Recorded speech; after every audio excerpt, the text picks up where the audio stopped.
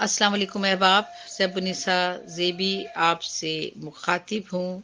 और जैसा कि आप सबके इल्म में है कि मैं कुरानी सूरतों के हवाले से कुछ तराजीम, उनकी फजीलत, उनका मतन, उनके मसौदे और उनकी में जो अहकामात अल्लाह ताला ने सूरतों में बयान किए हैं, उस हवाले से प्रोग्राम करती हूँ। आओ कुरान को समझें। और 114 सूरतें अल्हम्दुलिल्लाह अल्हम्दुलिल्लाह 114 सूरतें तकरीबन मैं कर चुकी हूँ। कुछ याद नहीं, कुछ रह गई होंगी क्योंकि बीमारी की वजह से कुछ तात्तुल आ गया था। तो अब मैंने एक नए अंदाज से फिर से और मज़ीद मालूमात के साथ और मज़ीद नई जो है जो मुख्तलिफ़ कुतुब से इस्तिफ़ादा करते हुए और उनसे दोबारा से ये प्रोग्राम मैंने फिर शुरू किया है सूरतों के हवाले से। और इसके साथ साथ आप मैं सबसे पहले ये कि अब अगर मैं किसी भी सूरत का मुकम्मल तर्जुमा बयान करना चाहूँ तो वो भी मेरी ख्वाहिश है कि मैं उस सूरत को पूरा पढूँ और उसका मुकम्मल तर्जुमा भी बयान करूँ। बाज़ सूरतें बहुत लंबी है, जैसे सूरह बकरा जो है सो पारा 1, 2, 3 में आती है, तो सूरह बकरा के हिस्सा अव्वल, हिस्सा दोयम, हिस्सा सोयम, इस तरह भी मैं करके उसे बयान करूँ। तो ये तर्जुमा फ़तेह मोहम्मद जलंधरी साहब का जो कुरान पाक है, जो नूर हिदायत के नाम से कुरान पाक का सलीस-बा मुहावरा तर्जुमा मौलाना फ़तेह मोहम्मद ख़ान जलंधरी उन्होंने जो किया है, उससे मैं इस्तिफ़ादा करना चाहती हूँ। तो मैं सबसे पहले आज ये बता दूं कि मौलाना फ़तेह मोहम्मद जलंधरी साहब कौन थे जिन्होंने तर्जुमा किया था। और इस वाले से मैं पहले ये आप सब लोगों की मालूमात तक पहुंचा दूं। तो फ़तेह मोहम्मद जलंधरी ये जो है एक मारूफ इस्लामी शख्सियत है जो कि अपने तर्जुमा कुरान की वजह से मशहूर हुए। आपकी पैदाइश सन 1864 यानी 158 और या 159 साल आपकी उम्र थी। होशियारपुर में आपकी पैदाइश थी।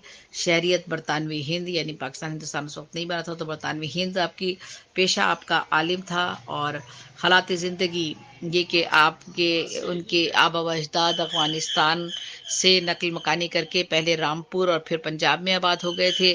मौलाना रुबेलियों के यूसुफ जई कबीले से ताल्लुक़ रखते थे। मौलाना जलंधरी जो थे वो टांडा ज़िला होशियारपुर में 1864 में पैदा हुए।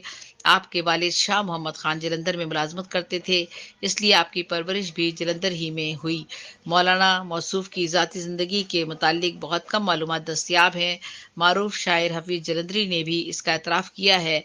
मैंने आपके हालात फ़राहम करने की कोशिश की लेकिन मुझे नाकामी हुई, क्योंकि जलंधर में भी जो मेरा वतन है बहुत कम लोग हैं जो उनके ज़ाती हालात से मुकम्मल वाकिफ़ हों। कारहाय नुमाया जहाँ तक हैं तो 1938 में लाहौर के एक बड़े प्रेस इतरचंद एंड कपूर सन्स ने मौलाना जलंधरी से प्राइमरी, मिडिल और आला दर्जात के लिए उर्दू, फारसी, ग्रामर की कुतुब तसनीफ करवाई थीं, जिनका शुमार मियारी कुतुब में होता था।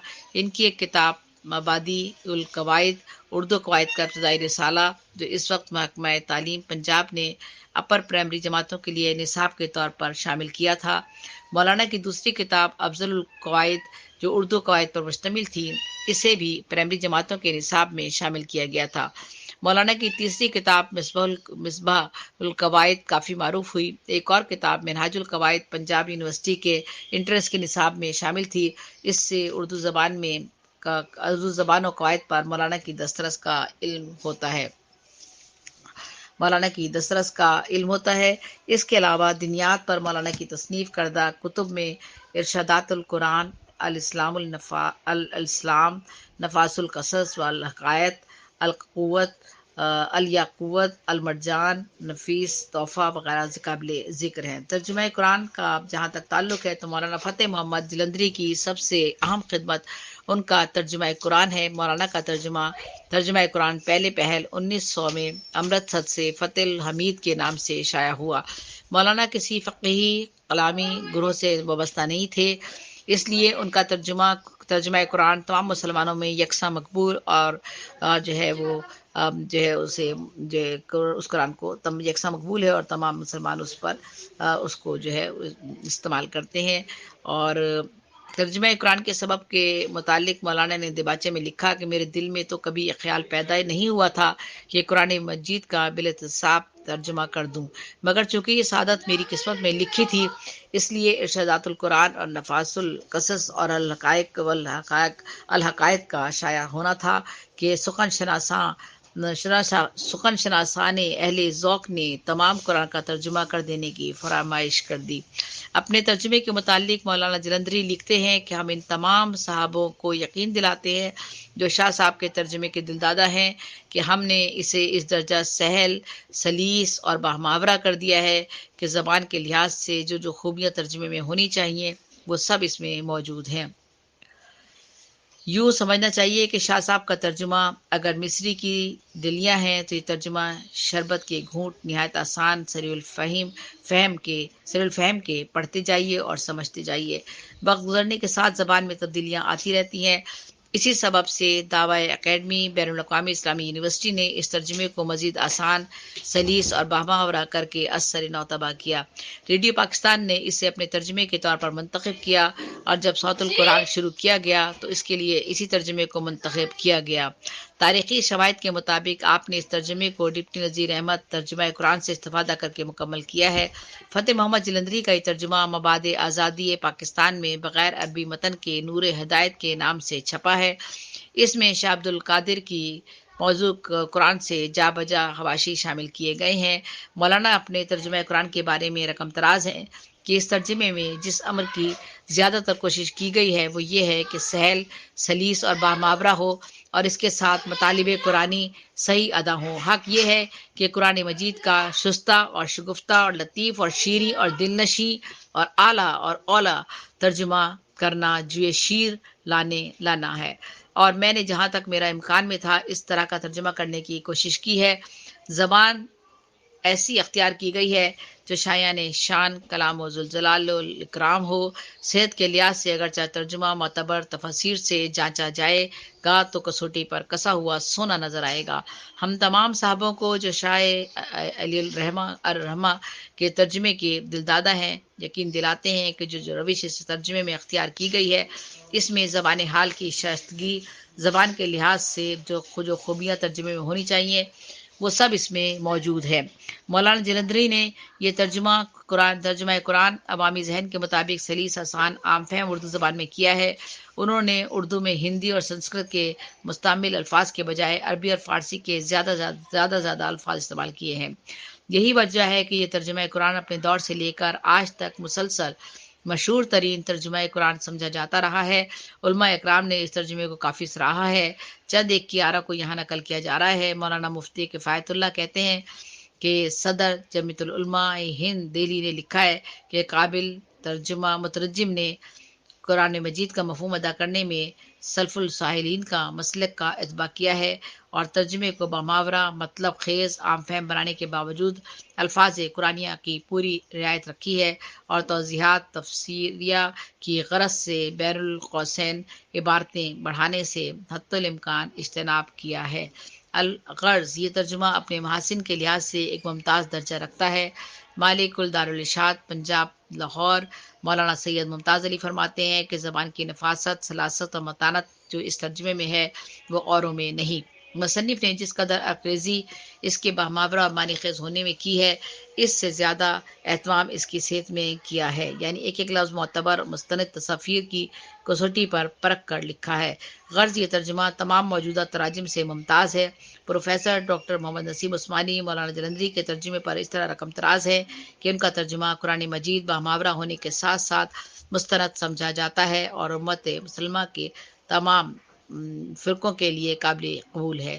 مولوی خواجہ حسن نظامی نے اس ترجمہ قرآن کے بارے میں اپنے خیالات اس طرح بیان کیے ہیں کہ جناب فتح محمد خان جلندری کا ترجمہ قرآن مجید میں نے پڑھا، یہ ترجمہ مزیدار اردو میں ہے، یعنی جس زبان میں چٹخارے نہ ہوں، نہایت سنجیدہ، شائستہ اور عام فہم، صاف سلیس زبان میں ہے۔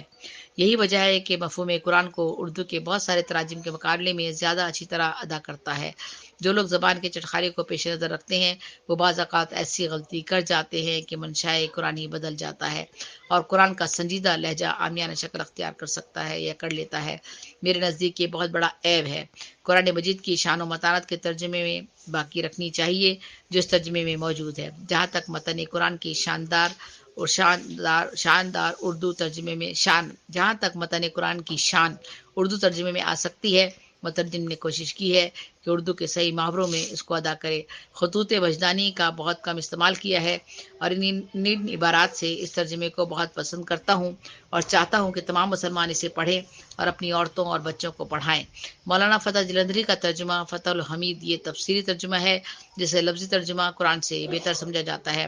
عربی متن سے قریب ترین ترجمہ کیا ہے جس سے مفہوم کی ادائیگی بھی ہوتی ہے اور کہیں کہیں قارئین کو سمجھنے کے لیے قرآنی الفاظ کی تشریح قوسین میں زائد الفاظ سے بھی کی ہے. اس ترجمے کی ایک اور خوبی یہ ہے کہ اس میں ہندی سنسکرت الفاظ کے بجائے اردو زبان میں مستعمل عربی اور فارسی الفاظ استعمال کیے گئے ہیں. مولانا نے قرآنی اصطلاحات کا ترجمہ کرنے کے بجائے انہیں جوں کا توں رکھ دیا ہے جو ترجمے کا ایک اہم اصول بھی ہے. البتہ جہاں ابہام کا خدشہ ہو وہاں اس کی وضاحت کر دی ہے. اس طرح مولانا نے ترجمے کے بعد اصولوں کی سختی سے پابندی کی ہے اور اس ترجمے کو ہوئے 120 سال ہو رہے ہیں. اس کے باوجود ایسا محسوس ہوتا ہے کہ حالیہ برسوں میں کیا گیا یہ ترجمہ ہے. اور اسی قرآن کے ترجمے کو میں سامنے مد نظر رکھوں گی اور اس کے علاوہ دیگر جگہوں سے بھی جو مجھے معلومات اور ان سے بھی موازنہ چیزیں جو ہے وہ بھی میرے علم میں رہیں گی اور میں کوشش کروں گی کہ بعض صورتوں کا جو ہے مکمل ترجمہ جو ہے وہ قسط وار جو ہے میں یہاں پر شائع کروں اور اسے یہاں پر بیان کروں اور ہمارے احباب تک جو ہے وہ قرآن کا ترجمہ جو ہے میں اسے اردو میں پہنچا سکوں. تو یہ میں نے آج فتح محمد جلندری صاحب کے بارے میں تھوڑی سی معلومات مہیا کر دی ہے تاکہ آپ کو پتہ چل سکے کہ نور ہدایت قرآن پاک کا سلیس بہماور ترجمہ از مولانا فتح محمد خان جلندری کے قرآن سے میں استفادہ کر رہی ہوں اور وہی آپ لوگوں کے سامنے میں آئندہ پیش کروں گی. تو زیب سزیبی کو اجازت دیجیے. اوشین نیوز پہ شیروان صاحب کا بہت بہت شکریہ. Ocean T V, ocean channel, ocean news جس طرح سے اپنے دیگر پروگرامز کرتی ہے وہاں وہ مجھے بھی یہ موقع فراہم کرتی ہے کہ میں پہلے انہوں نے میرے ادبی پروگرامز کو جو ہے ہائی لائٹ کیا اور ان ادبی پروگرامز کو اور انگریزی کے لیکچرز وغیرہ بھی ہیں وہ بھی انہوں نے مختلف چینلز پر جو ہے میرے جو تھے انہوں نے شیئر کیے. اب جو ہے یہ قرآن اسلامی موضوعات پر جو ہے میرے مختلف پروگرام تقریباً 114 صورتیں جو ہے وہ انہوں نے اس سے پہلے وہ قبل کر چکے ہیں اپنے اوشین ٹی وی پر اپنے چینل پر. اور احادیث کے حوالے سے بھی مختلف موضوعات پہ میرے پروگرام، دینی احکام کے حوالے سے بھی مختلف پروگرام 3 پروگرام وہ اس سے پہلے جو ہے میرے اپنے چینل پر جو ہے شیئر کر چکے ہیں. اب میں نے دوبارہ تھوڑے سے تعطل کے بعد اپنی بیماری کے بعد دوبارہ سے میں اس طرف آ گئی ہوں اور انشاءاللہ اللہ نے چاہا تو مجھے وہ اتنی مہلت ضرور دے گا کہ میں اس قرآن پاک کو دوبارہ سے ترجمے کے ساتھ قسط وار بھی پیش کر سکوں اور خود بھی اسے پڑھ سکوں اور آپ لوگوں تک بھی پہنچا سکوں. آخر میں اللہ تعالیٰ مجھے توفیق عطا فرمائے. آمین ثم آمین. زیب سے بھی کو اجازت دیجیے. اللہ حافظ. اللہ نگہبان.